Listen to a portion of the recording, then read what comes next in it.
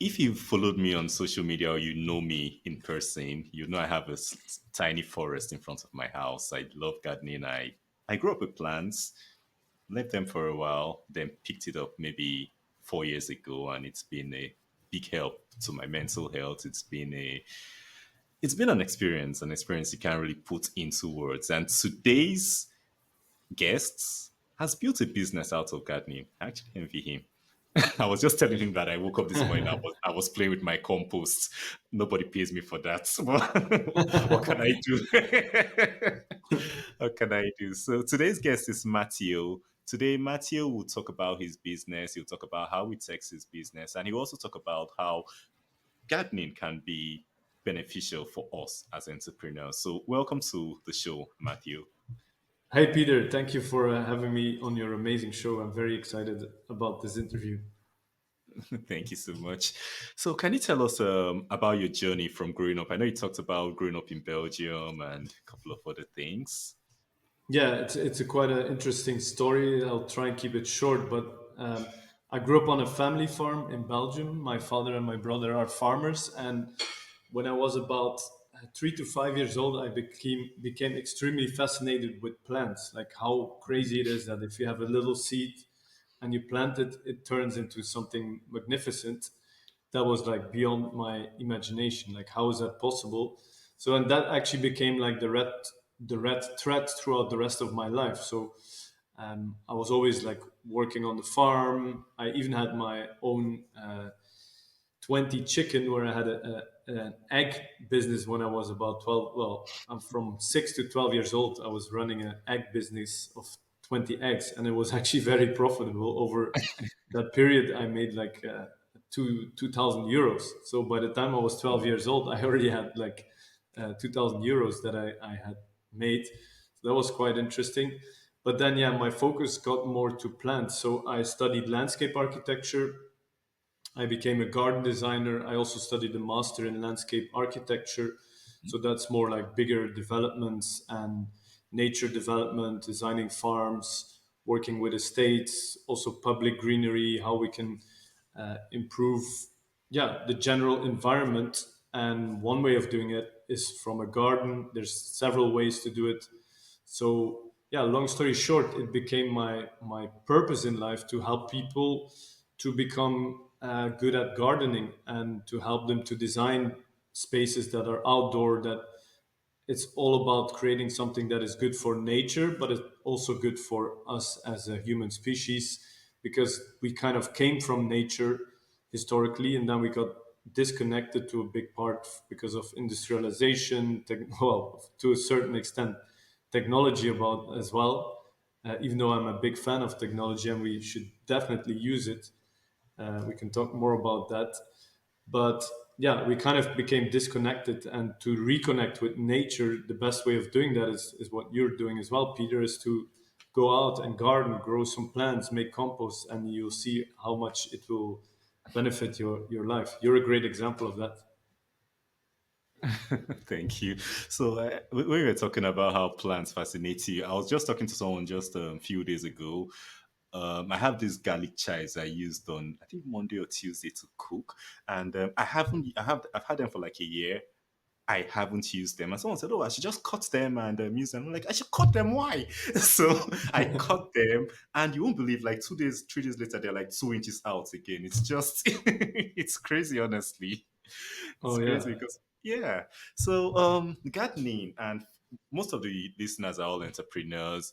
What benefits? You said you help people get better at gardening. So, as an entrepreneur, a business owner, what benefits does getting better at gardening, even if it's not your source of income, what benefits does it have to you as a person? Oh yeah, that's a really good question. So the science is kind of proving now that, and in order to explain that, I have to take two steps back. So when you are gardening in a way that is good for nature, so not using chemicals, um, focusing on natural systems, what will happen is that you are going to create a system that is similar to nature, but you are using it to your advantage. You're getting food, you're getting flowers, whatever you want to achieve with your garden, you can do it. But then there's a couple of things that start happening when you start gardening, and they've like done research about like the blue zones of our planet, which are like areas of the world where people live really long, like much longer than other areas of the world. And they found that gardening is one big part of it. So there's a couple of reasons for that. One is that, okay, you're kind of, if you garden, you kind of commit to taking care of plants. It's like having a baby, you know, you plant something and you'll every day you will start looking at it, maybe not every day, but you kind of commit to something. So already that's something interesting. You're doing something good for nature. It gives you a good feeling. So, and then what they also found is that when you put your hands in the soil, and again, this is important that it's a soil that is healthy and that is ecological, so no chemicals. The soil is full of microorganisms. So they saw that in one tiny teaspoon of healthy earth, that there are more people than that. Sorry, that there are more microorganisms in one tiny teaspoon than there are people on the whole planet. So it's like there's so Oh, much microorganisms in the soil, and now you, as you touch it with your hands, they found now the research that our skin will absorb the microorganisms and they will improve our personal health. So they will improve our gut health, also our brain health. So you really become part of nature in that sense. And as you feel it yourself, you really feel much better after working in the garden. And then there's something else that also tends to happen, just like when you're in front of a computer all the day or you're doing other work, you kind of miss a connection, and nature gives you that connection to something, maybe like something like God. Or they also say that the garden is like the historically the garden is like, when you look at Christianity, the garden means the link between the divine God and then we as humans on this planet, because you're creating something physical, but there's also something spiritual about doing gardening.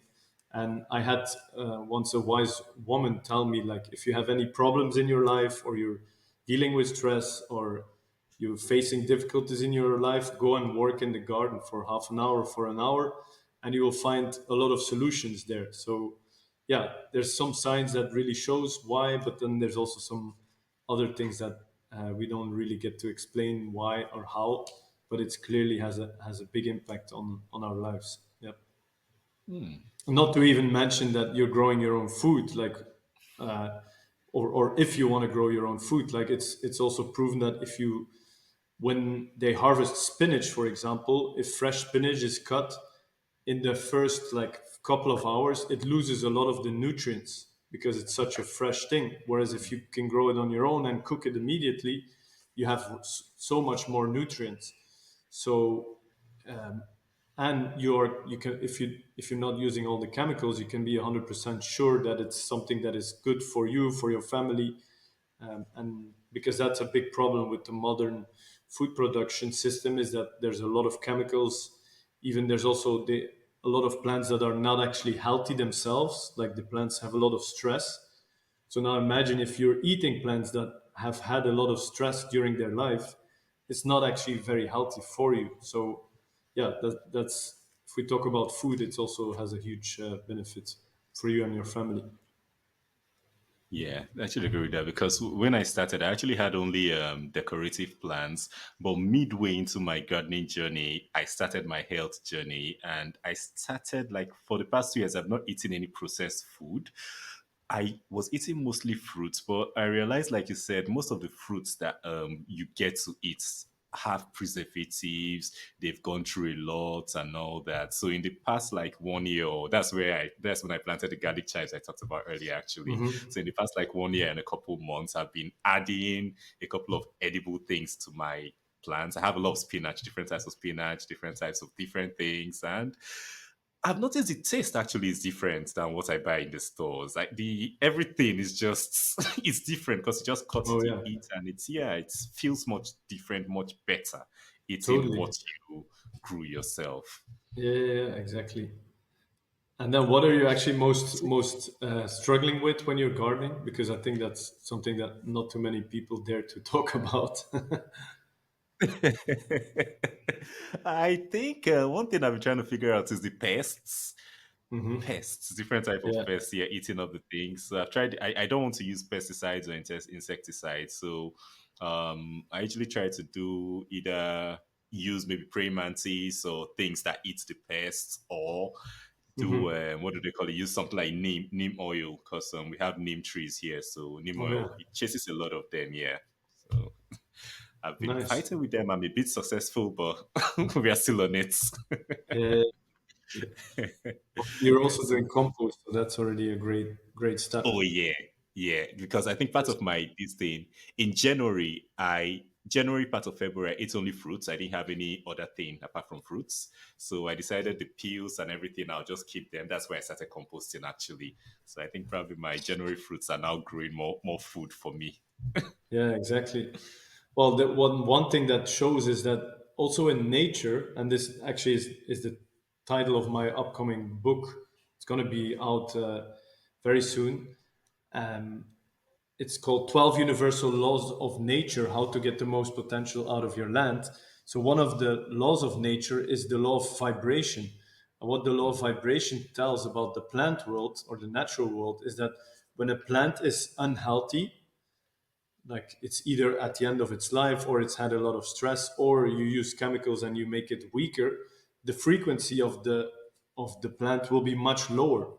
Now, Mm, everything we see around us is not actually like this found in quantum physics, that everything we see is like waves. So insects yeah. have like special antenna, and they can detect like what plants are vibrating at a low frequency, and then they will attack these plants. So when you have vegetables in your garden that are being attacked by insect, it actually means that you're growing plants that are not so healthy. So it's Mm, important to find ways to actually strengthen your plants rather than trying to kill the pests, yeah. because when you have healthy plants, they will not really touch them, and it's Yeah. much So how healthier for you. so how do you strengthen the plants? Sorry, say again. No, say, how do you strengthen the plants? Oh, it's all about the soil health. So there's Okay. different methods that need some more explanation. Maybe we cannot do it in one session here. But if you find techniques to improve the health of your soil and like improve the biodiversity of the microorganisms in the soil, then what happens under the soil is that the microorganisms will be able to give more nutrients to the plants, and in exchange, because they're doing photosynthesis, the plants give back sugar to the microorganisms, and it's like a symbiosis, and then it gets better Yeah. and better and better, and that's like the key to creating healthy plants that are easy to maintain and that are super tasty as well, and that don't get attacked as much by insects. And one other thing you could do, just to give you a small tip, is like in your garden, if you can have one area where you deliberately grow unhealthy vegetables. So you could say like, this is my patch and I'm focusing on really creating healthy environment. And then Yeah. another patch, you put the same plants, but you kind of neglect it a little bit. You don't put as much compost, you don't water it as much.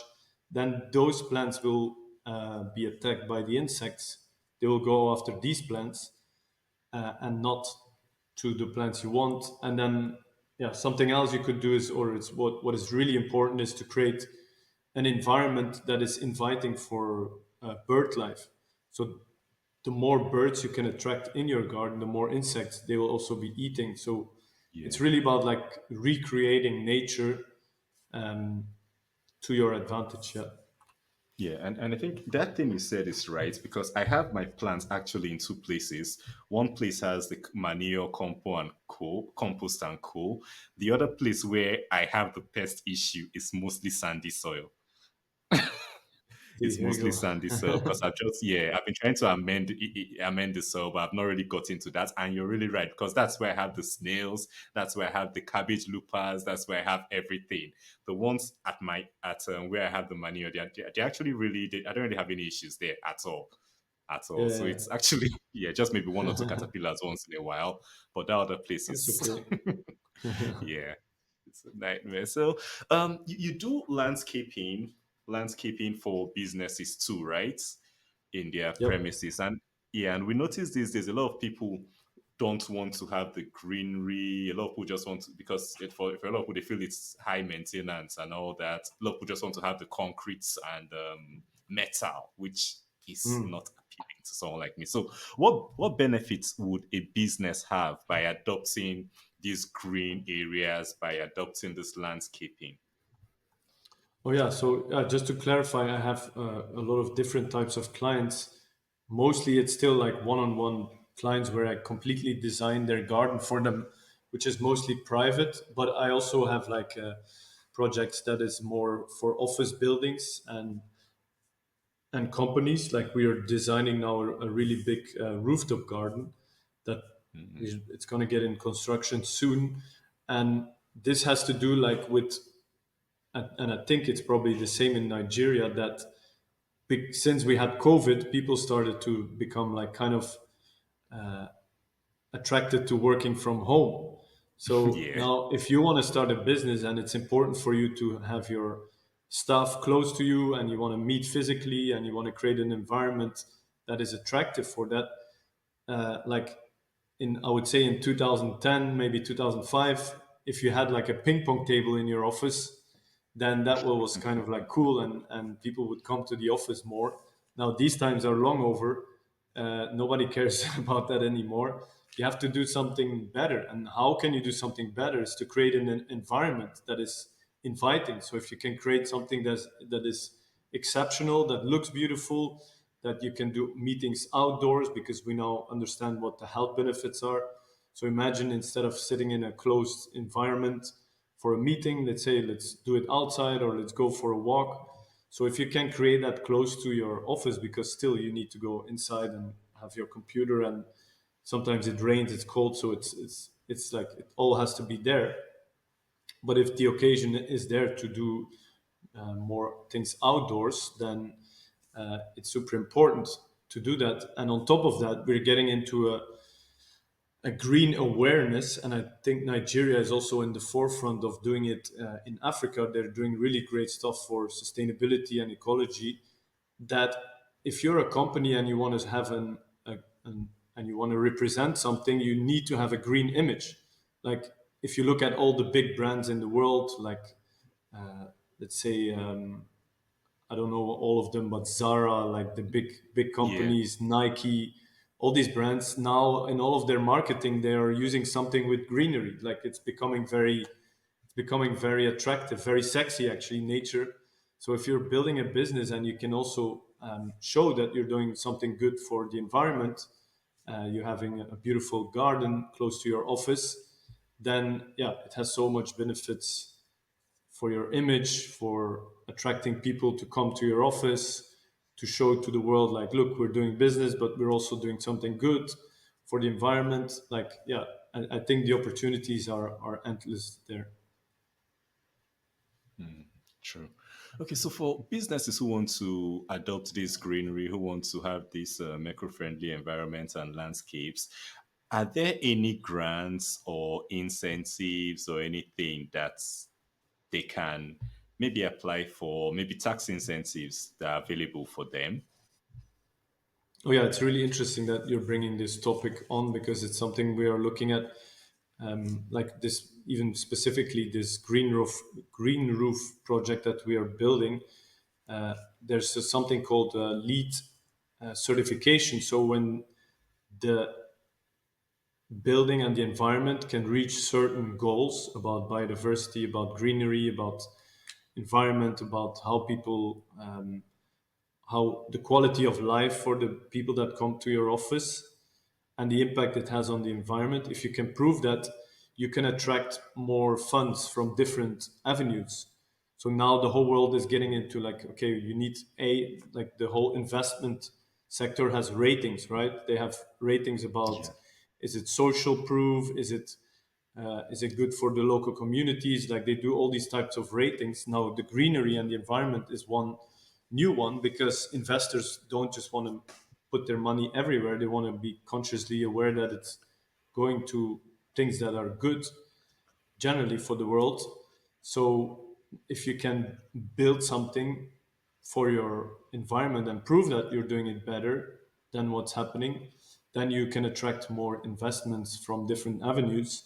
This is just on the investment part. Obviously, also governments are coming up with a lot of incentives throughout the world. It really depends on your local government to support these type of initiatives, because they also start understanding that it has a big impact on their on the people. So like I saw a project in the Netherlands where the government, the local municipality, decided to buy quite a big piece of land, a huge private estate, to open it up to the public. And they did a whole calculation around like, okay, it was 20 million to acquire the property, but it would save them around 100 million a year, because they know that people would go to the park, they would live healthier. So the money that the government would have to pay for health care would drastically reduce in that municipality. So they can prove like, okay, it actually saves a lot of money to invest in greenery and green environments.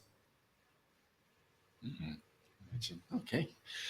So that's actually good to know. Now, for the topic of the podcast, technology, let's go probably through different types of technology you use for your business. So, for getting clients, getting new clients, or attracting new clients, what sort of technology do you use to do that?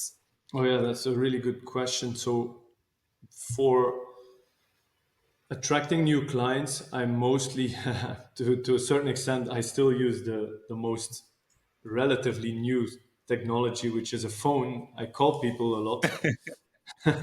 I think when it comes down to starting a business and getting new clients, the telephone is still the most underrated business avenue, or creating new leads and new sales is like picking the phone and calling people. So I'm very blessed with that technology. But then more to go into the let's say the more modern, I'm very active on most social media platforms. I think that's really important.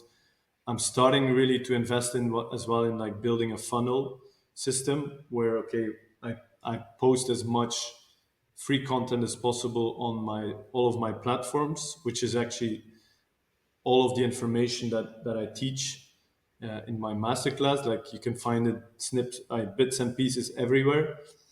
But then it also brings me to getting people in a streamline that if they really want to get serious about it, because what I feel in the future is that we're kind of getting away from an information technology focused industry, because that's what has been happening in the last hundred of years. Like if you could Yeah. help other people with supporting information, you could do good in business. But now with the whole AI revolution, the information is so readily and freely available that it's like you'll be out of business if you just focus on support or giving people information. Yeah. So it's, and that's why what I believe is important is how you can give people the right information and support them in achieving their goals. Like I think we're moving in a with the AI revolution. I'm very hopeful that we're actually moving in a economy that is more about human experiences, about interactions, about how can you build trust, how can you have a good conversation, how can you support somebody with whatever their goals are. This is the kind of future that I see, and I think to bring it back to like, okay, the most tools that I'm using now is social media, but more now I'm also moving into AI. Like I'm teaching people online how to design, create, and maintain their own garden. And one section of that class is how to use AI. So I've built a whole system that you put all of the information in, that I will teach you how to gather all the information, because like I said, information is abundantly available for free. Not everything is like good information. So I'm giving people the Yeah. right information, and then I'm supporting them with the AI system to find the things that will definitely work for their specific garden. So you, Peter, you're in Nigeria. Now, if I would have to figure out 3 years ago what plants and what things will work in your area, in your environment, I would have to do a lot of research, Yeah. Googling and all this stuff. Now with the help of AI, it's like it's in seconds. I can Oh, get the right information, but it's very important not to just randomly ask something to AI or ChatGPT. You have to like be as specific as possible, and that's what I'm teaching people, or what makes it unique in my program is like, okay, you could say design my garden, but then it's not going to work. You need more yeah. specific input as well. Nice.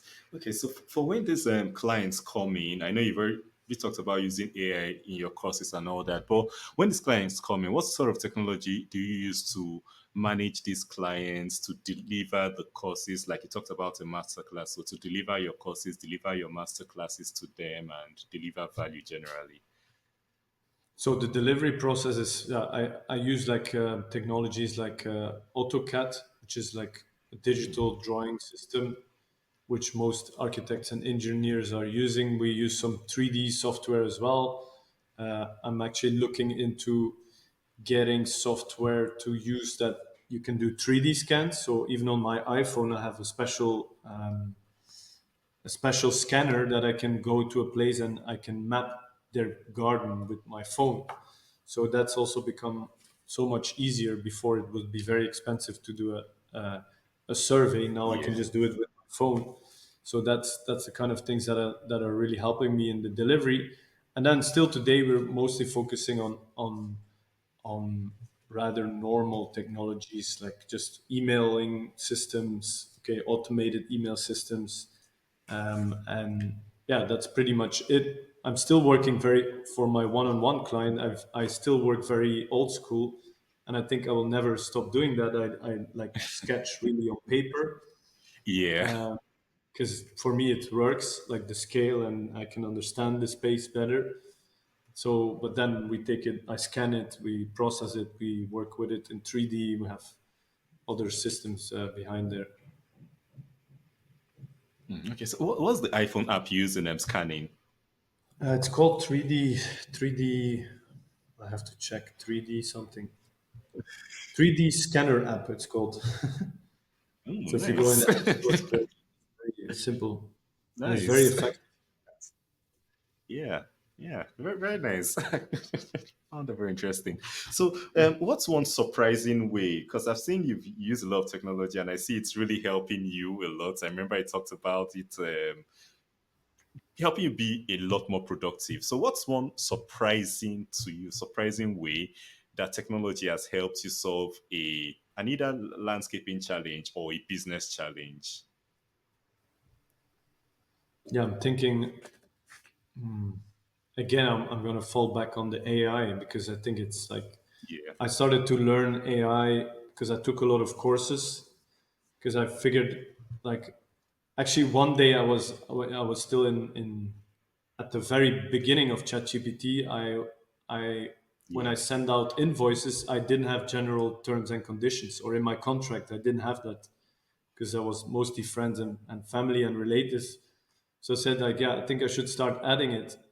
And I still remember I was on my phone, like, oh, I should call a lawyer to do it because it's like tricky. But then I was like, man, I don't want to pay like several thousands, or I don't know how expensive it is. So I just asked ChatGPT, like, hey, I'm a landscape yeah, architect. It's important to talk about this. It's important about that, like, and then it just created my terms and conditions. I read through it. I was like, yeah, this is actually really good. And then I was done with it in half an hour. So that's wow, just like one tiny thing in the business side. And then yeah, in my delivery, like I said, I have a 9-week program where people can learn everything about designing their garden, knowing what plants to use, knowing like the best way of maintaining it. And the AI integration has helped me to make it way more efficient. Like I personally, I spent 10 years of my life, if I don't even include my childhood as when I was fascinated on the farm about starting, I was growing vegetables. If I don't even yeah. include that, at least 10 years it took me to really nail it. And now I can teach other people in 9 weeks. to Wow. to do it. And I had some clients that, yeah, she one of my earliest clients, she followed the program and she was like really into it. And after 7 weeks, she had made a whole design of the garden, and I'm looking at it. I was like, wow. I trying to think like, wow, I could not even do it better myself. And I was like, that was not even the goal. I want to help people to become better at gardening, because there's a lot of misinformation now. All of a sudden, they become garden designers themselves. And actually, this person, her name's Anne Sophie, she now has her own clients. I support her Wow. in doing that. She was doing a normal 9 to 5 job as an HR manager, consultant. She's still doing that, but now she's also having fun designing gardens for other people. So Wow. yeah, I think it's never too late to with that. This is the cool thing about this AI revolution, that I think no matter how old you are or where you are in life, it's never been easier to do what you really want to do and make it into a business. So yeah, I highly encourage people to play around or also follow a course, uh, to yeah, become good at this, and it's not that hard. Yeah, definitely it's not.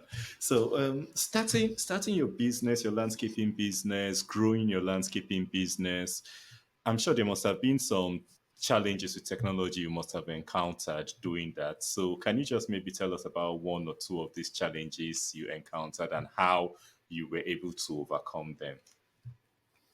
Oh yeah, I think it's a constant challenge in the sense of like, I want to systemize it more, automate it as much as possible.